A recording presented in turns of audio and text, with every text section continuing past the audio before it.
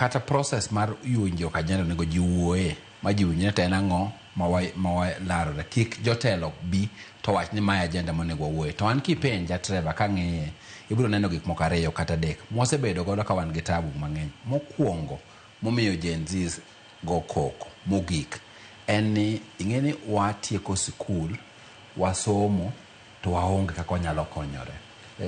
Thura ne owacho ni ng'eni sani kidhi to nitie mana jok ma Mathare, nitie jok ma Akure maonge tich ema miyo gidhi e ng'anyo.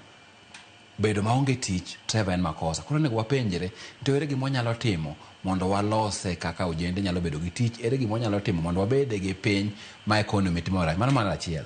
Mar ariyo Trevor mapani ywaruok nitiere en nyaka ne wachak gore nwa loko chikewa nwa bedo gi katiba maber.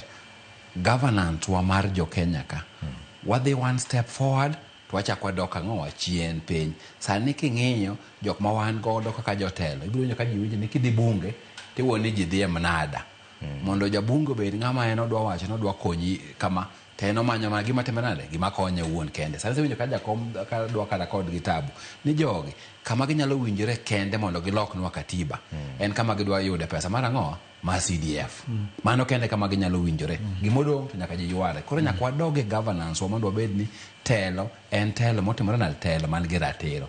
Mar adek Trevor kata wawe kata watim kata lang'o sani en igni apar chiegni ga beach nyaka ne wabed gi katiba manyien.